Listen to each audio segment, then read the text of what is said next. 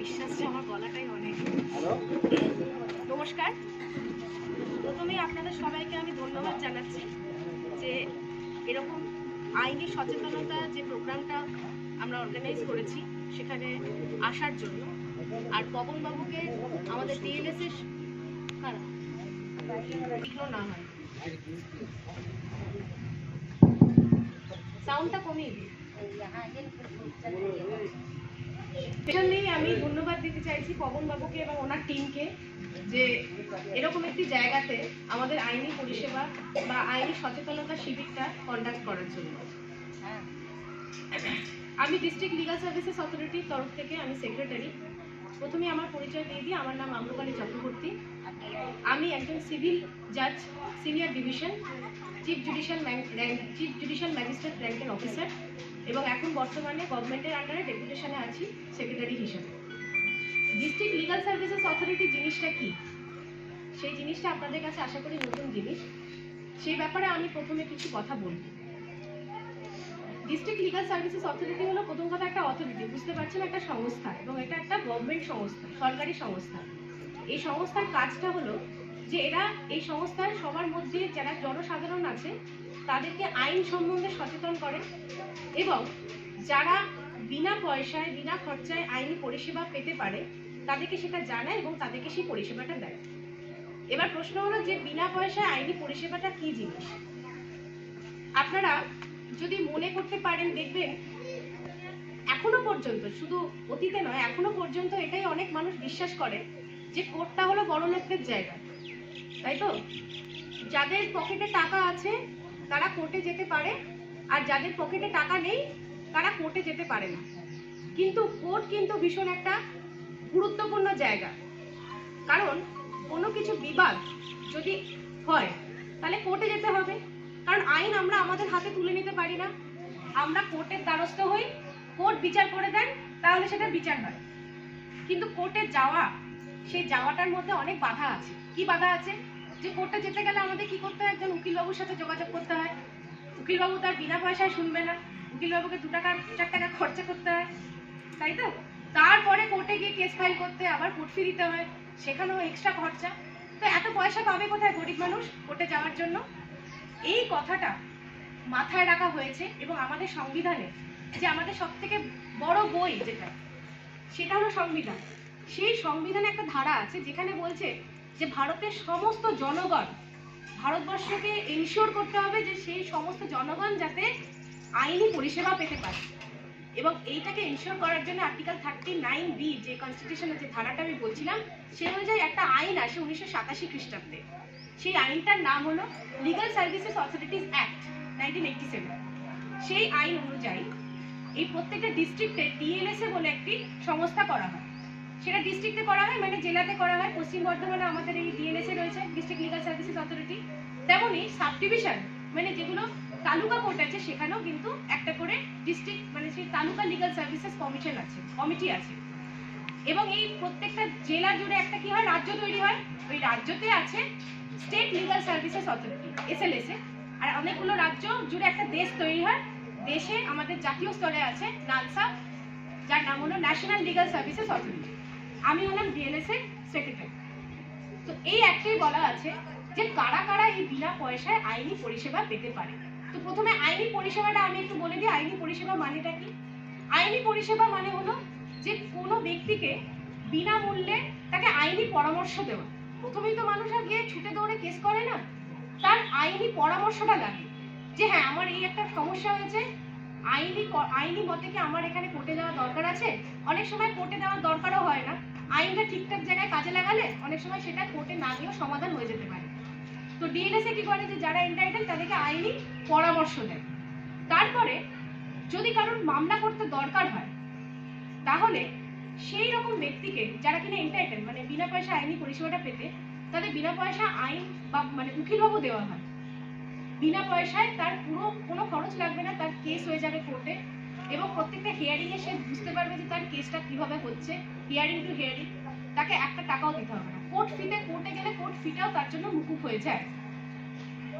আর একটা কি, ধরুন কারোর বিরুদ্ধে মামলা হয়ে গেছে, যে মামলা করেছে সে হয়তো পয়সাওয়ালা লোক, তার কাছে পয়সা ক্ষতি আছে, প্রাইভেট উকিলবাবু ধরে মামলা করেছে, কিন্তু যার এগেনস্টে মামলা করেছে, যার বিরুদ্ধে মামলা করেছে, তার হয়তো কোর্টে যাওয়ার সেরকম সাধন নেই, যাওয়ার সেরকম ক্ষমতা নেই, সে কিন্তু লিগাল এডের দ্বারস্থ হতে পারে এবং সেক্ষেত্রে লিগাল এড কিন্তু তাদেরকে দেওয়া হবে, তাদেরকে বিনা পয়সায় মানে সরকারি খরচে তাকে উকিলবাবু দেওয়া। তাহলে প্রশ্ন আসতে পারে যে এরকম কারা আছে যে যারা বিনা পয়সায় এই সার্ভিসগুলো পেতে পারে, এই পরিষেবাগুলো পেতে পারে, সেটা আপনাদেরকে বলছি। প্রথম হলো মহিলা। যে কোনো মহিলা, সে চাকরি করলেও কি না চাকরি করলেও কি, তার 1 লাখ টাকা ইনকাম হলেও কি, 3 লাখ টাকা ইনকাম হলে, কিংবা সে যদি গৃহবধূ হয় বা কিংবা কোনো মেয়ে হয়, প্রত্যেকটা মহিলা বা মেয়ে তারা কিন্তু এই বিনা পয়সায় আইনি পরিষেবা পাবে। সেকেন্ড কারা? বাচ্চারা, যে কোনো শিশু বিনা পয়সায় আইনি পরিষেবা পাবে। তার মানে আপনারা বুঝতে পারছেন যে সমাজে যারা মার্জিনালাইজড, মানে যারা প্রান্তিক, তাদেরকে এই আইনি সুবিধাটা দিয়ে তাদেরকে কোর্টের দ্বার অব্দি নিয়ে যাওয়াটা হলো ডিএলএস এর কাজ। আরো কারা পাবে? ধরুন একটা ন্যাচারাল ক্যালামিটি, মানে এই ঝড় জল বৃষ্টি ভূমিকম্প, কারোর বাড়িঘর নষ্ট হয়ে গেল, সে বেঘর হয়ে গেল একেবারে, সে পাবে। কারোর ধরুন কেউ জেলে চলে গেছে, কারাগারে চলে গেছে, তাকে অ্যারেস্ট করা হয়েছে, সে এখন জেলে, বা অ্যারেস্ট করার মুহূর্ত থেকেই সে কিন্তু লিগাল এড পাবে বিনা পয়সায়। তার সমস্ত কিছু, সে উকিলবাবু থেকে শুরু করে আইনি পরামর্শ, সে সমস্ত কিছু পাবে। তারপরে ধরুন কেউ প্রতিবন্ধী, বিকলাঙ্গ, শারীরিকভাবে সে চলাফেরা করতে পারে না, হাত পাতার কোনো কারণে কাটা পড়েছে বা কিছু, সে পাবে। কিংবা ধরুন কারোর মানসিক রোগ আছে, ঠিক আছে, তারা পাবে। কিংবা ধরুন কেউ বন্ডেড লেবার, যদিও এখন পাওয়া যায় না, ধরুন এরকম কেউ আছে যে যাকে খাটানো হচ্ছে, তাকে কোনো রকম পারিশ্রমিক দেওয়া হচ্ছে না, এরকম যাদেরকে থাকে তাদেরকে আমরা বন্ডেড লেবার বলি, সে পাবে। যে কোনো শিল্প শ্রমিক, যারা কিনা কলকারখানায় কাজ করেন, সেই শ্রমিক এর আওতায় আসতে পারে।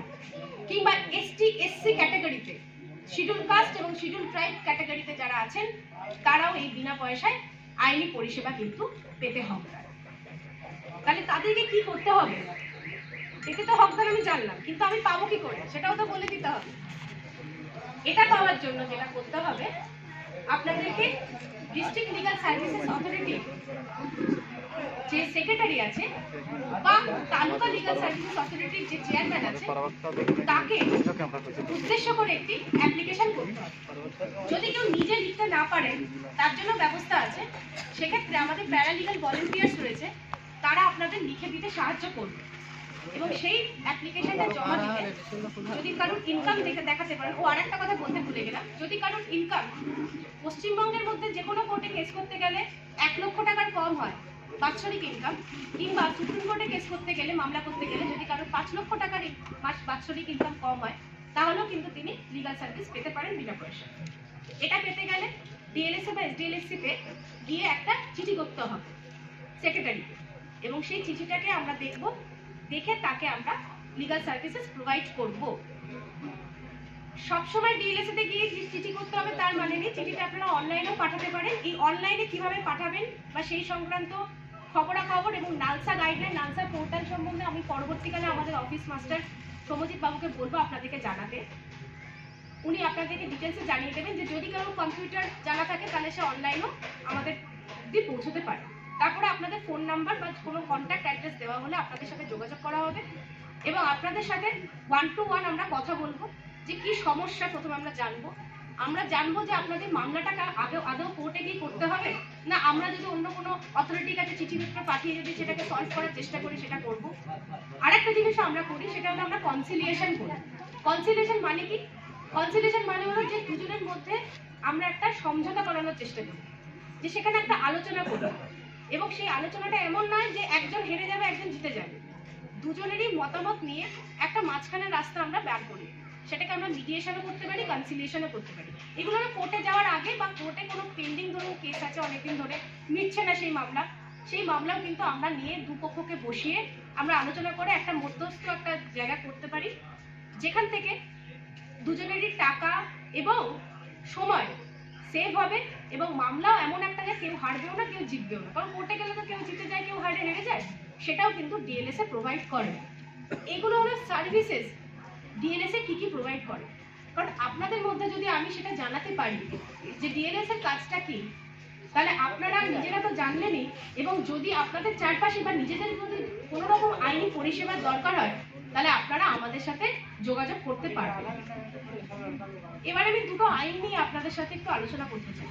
আমি এখানে জয়েন করার পরে যেটা দেখেছি সেটা হলো যে আমাদের ডিস্ট্রিক্টে চাইল্ড ম্যারেজের সমস্যা রয়েছে এখনো পর্যন্ত, আর কিছু পক্সো অ্যাক্টেরও মানে বাচ্চাদের যৌন শোষণ এই নিয়েও সমস্যা রয়েছে। তো আমি ভাবলাম যে মহিলারা যখন থাকবেন, বাচ্চারা যখন থাকবেন এবং গ্রামের অন্যান্যরাও যখন থাকবেন, তো এই ব্যাপারটা নিয়ে আমাদের কথা বলতে হবে।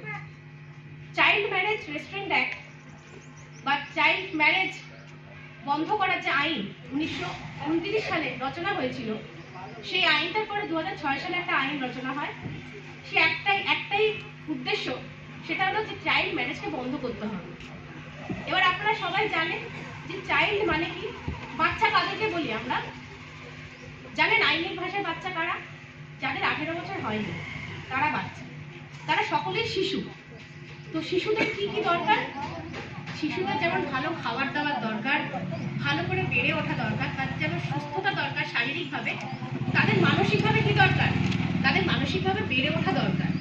তাদের যদি বিকাশ না হয় তাহলে আমাদের দেশ কি করে এগোবে? তাদেরকে তো বিকাশ করতে হবে। তো যদি একটা বাচ্চাকে কম বয়সে যদি বিয়ে দিয়ে দেওয়া হয় তাহলে কি তার বিকাশ হবে? বিয়ে করলে কি হয়ে যাবে? বিয়ে করলে সংসারের চাপ চলে আসবে। মেয়েদেরকে যদি ছোটবেলায় বিয়ে দিয়ে দেওয়া হয় পড়াশোনা ছাড়িয়ে, তাহলে তার বিকাশটা হলো না, মানসিক বিকাশটা হলো না। তারপরে বিয়ে হয়ে গেলে কি আর্লি প্রেগন্যান্সি আসতে পারে, বাচ্চা হয়ে যেতে পারে। তো সে তো নিজেই ছোট, সে আবার বাচ্চার কি করে দায়িত্বটা নেবে? তারপরে বাচ্চার মেয়েদের কি হয়? তাদের শরীর ভেঙে যায়। আর ছেলেদের ক্ষেত্রে বয়সটা কি? 21 বছর। তার মানে 18 বছরের নিচে কোনো মেয়ে এবং 21 বছরের নিচে কোনো ছেলে বিয়ে, সেই বিয়েটা কিন্তু আইনত দণ্ডনীয় অপরাধ। তা অপরাধী কারা হবে? বাচ্চাটা হবে? কখনোই না, বাচ্চাটা গার্জিয়ান হবে। তার মানে বাবা মা যারা কিনা এটা ডিসাইড করছে তারা কিন্তু অপরাধী হবে। আর এই ধরনের অপরাধ যদি কেউ রিপোর্ট করে দেয় তাহলে পুলিশ এসে কাদেরকে ধরে নিয়ে যাবে? বাবা মাকে ধরবে, ছেলের বাড়ি বাবা মাকে ধরবে, তারপর হলো যারা পুরোহিতরা আসবে জেনে শুনে আসবে বিয়ে দেওয়াতে তাদেরকে ধরবে। আর যদি কেউ জেনে শুনে সেই বিয়ের বাড়িতে নেমন্তন্ন খেতে গেছেন তারাও কিন্তু ধরা পড়ে যাবে। তো আইনটা এরকমই। আর এই আইনের শাস্তি কেমন? ভয় দেখানোর জন্য বলছি না, শুধু জেনে রাখার জন্য বলছি। সেটা হলো 2 বছরের সাশ্রম কারাদণ্ড। মানে কারাগারে গেলে শুধুমাত্র বসে বসে খাবেন এটাও হবে না, ওখানে গিয়ে রীতিমতো খাটাখাটনি করতে হবে তাহলেই। শুধু কারাদণ্ড নয়, সশ্রম কারাদণ্ড। তো তাহলে চাইল্ড ম্যারেজটা এই বন্ধ করার জন্য